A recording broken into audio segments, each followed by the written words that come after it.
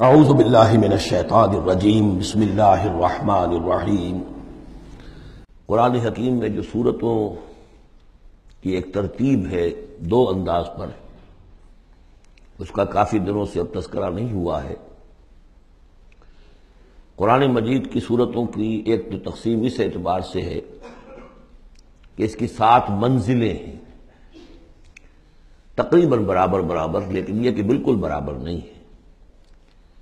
اور اس میں پیش نظر یہ تھا کہ جو شخص ایک ہفتے میں قرآن مجید ختم کرنا چاہے، اور صحابہ میں سے بہت سو حضرات کا یہ معمول تھا کہ رات کی نماز میں نوافل میں وہ اتنا قرآن پڑھتے تھے کہ ایک ہفتے میں ختم قرآن ہو جاتا تھا۔ اس کے لیے ضرورت تھی کہ منزلیں معین کر دی جائیں، تقریباً مساوی ہوں۔ اس میں حسن یہ بھی ہے کہ کوئی سورت تقسیم نہیں ہوتی، پوری کی پوری صورتیں اس میں شامل ہیں، پاروں والا حساب اس میں نہیں ہے۔ لیکن ترتیب کے اندر حسن ترتیب یہ ہے کہ سورہ فاتحہ کو اگر علیحدہ کر دیں، جو پورے قرآن حکیم کے لیے بمنزلہ ایک مقدمے کے ہے، دیباچے کے ہے، اور یہ کہ اپنی جگہ پر سورہ ہجر کی ایک آیت کی روح سے خود ایک قرآن ہے، تو اس کے بعد پہلی منزل میں 3 سورتیں ہیں، دوسری میں 5، تیسری میں 7، چوتھی میں 9، پانچویں میں 11، چھٹی میں 13، اور پھر حزب مفصل کہلاتا ہے، اس میں 65 سورتیں ہیں۔ وہ بھی ملٹیپل ہے 13 کا، 13 کو 5 سے ضرب دیں گے 65 بن جائے گا۔ تو ایک عددی جو ہے نسبت اس میں ہے، ایک سیڑھی بن رہی ہے۔ ایک اور جو گروپنگ ہے ان صورتوں میں وہ یہ ہے کہ ایک یا ایک سے زائد مکی صورت، پھر ایک یا ایک سے زائد مدنی صورت، یہ ایک گروپ، پھر مکی پھر مدنی دوسرا گروپ، پھر مکی پھر مدنی تیسرا گروپ، اس طریقے سے بھی 7 گروپ ہیں۔ یہ گروپ جو ہیں اس سے پہلے ایک جگہ پر یکجا ہو گئے تھے، دوسرا گروپ بھی ختم ہو گیا تھا سورہ توبہ پر، اور دوسری منزل بھی ختم ہو گئی تھی سورہ توبہ پر۔ تو میں نے آپ کو بتایا تھا کہ قران الصعدین ہو گیا، یہاں پر 2 سعید چیزیں جمع ہو گئیں۔ قرآن حکیم کی صورتوں کی 2 منزلیں بھی ختم ہوئی سورہ توبہ پر، اور سورہ یونس سے تیسری منزل کا آغاز ہوا، اور مکی مدنی صورتوں کے گروپوں کے ابھی جو دوسرا گروپ ہے وہ ختم ہو گیا سورہ توبہ پر، اور سورہ یونس سے تیسرے کا آغاز ہوا۔ وہی قران الصعدین یہاں بھی ہو رہا ہے۔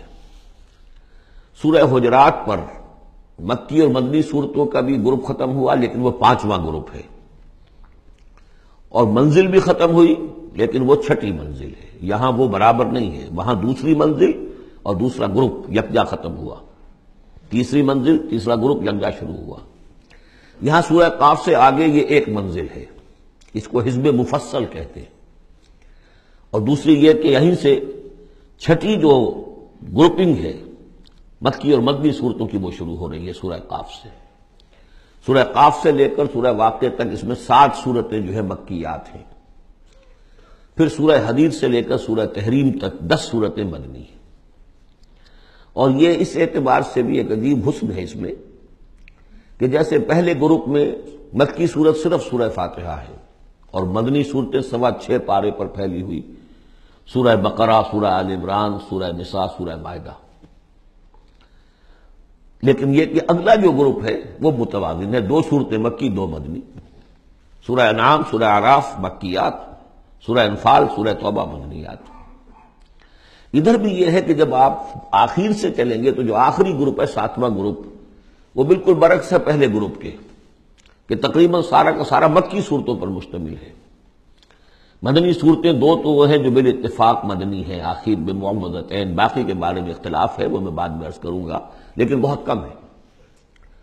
لیکن ادھر سے جب ہم چل کے آتے ہیں ادھر، گویا کہ جو 6ٹھا گروپ ہے وہ متوازن ہے، تقریباً 1.25 پارہ جو ہے اور 1 پارہ یہ بنتا ہے سورہ قاف سے لے کر اور سورہ واقعہ تک، اور ذرا سا 1 پارے سے زائد جو ہے وہ سورہ حدید سے لے کر اور سورہ تحریم تک، یہ بھی متوازن ہے۔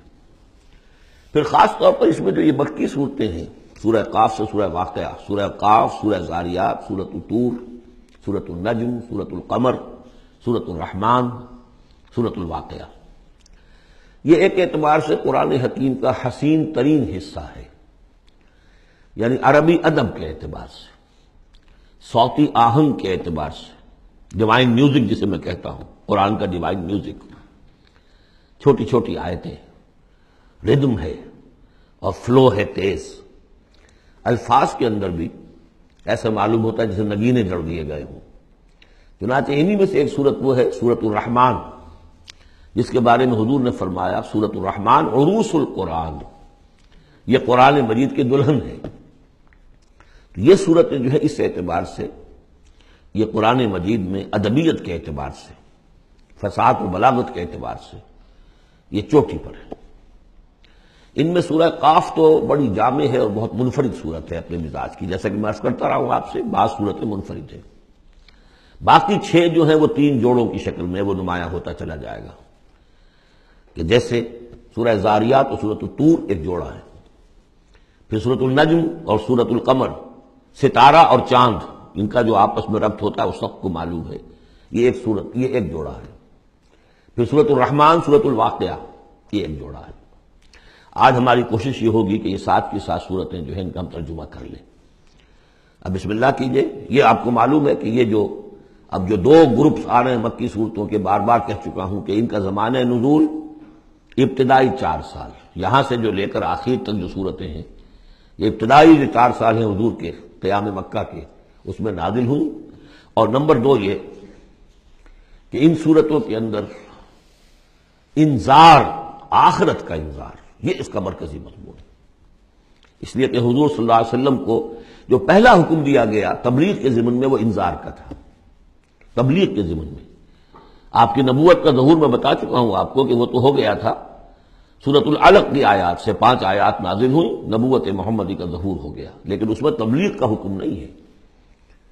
اقرأ بسم ربک الذی خلق، خلق الانسان من علق، اقرأ وربک الاکرم الذی علم بالقلم، علم الانسان ما لم یعلم۔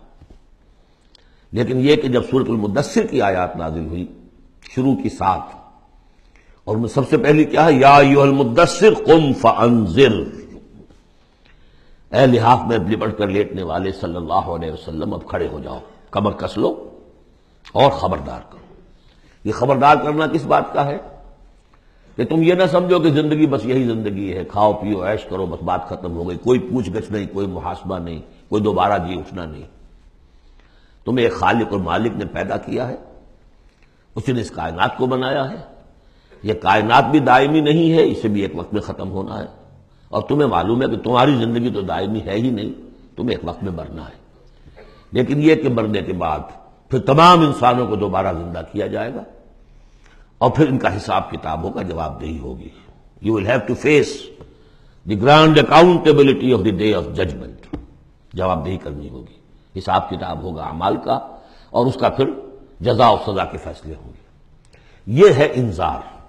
اور جیسا کہ ہم دیکھتے آ رہے ہیں ہر جگہ قرآن یہ کہتا ہے جن کے دل آخرت سے غافل ہیں، جن کے دلوں میں ایمان بالآخرت نہیں ہے، وہ لوگ جو ہیں لاکھ آپ انہیں سمجھا لیں، لاکھ وہ سمجھ میں آ بھی جائے گی بات، لیکن جانتا ہوں ثواب طاعت و زہد پر طبیعت ادھر نہیں آتی ہے۔ آخری معاملہ یہی ہوگا کہ ادھر رخ نہیں کریں گے جب تک کہ آخرت کا یقین نہ ہو۔ اسی وجہ سے بالآخرت ہم یوقنون، آخرت کے لیے صرف لفظ ایمان بھی کافی نہیں سمجھا گیا، آخرت پر ان کا یقین، اس لیے کہ یہی چیز ہے کہ جو انسان کی شخصیت اور سیرت کے اندر عملی اعتبار سے تبدیلی لاتی ہے۔ تو ان تمام صورتوں کا مرکزی مضمون وہی ہے، ویسے یہ کہ اور دوسرے مضامین بھی آئیں گے۔ اب یہ چھوٹی صورتیں ہیں، ایک ایک رکوع کے اندر بھی آپ کو تمام انباء و رسل مل جائیں گی، وہ مضامین سب آئیں گے جو مکی صورتوں کے مشترک مضامین ہیں، لیکن یہاں جو ڈور ہے وہ ہے انذار آخرت۔ صدق اللہ العظیم۔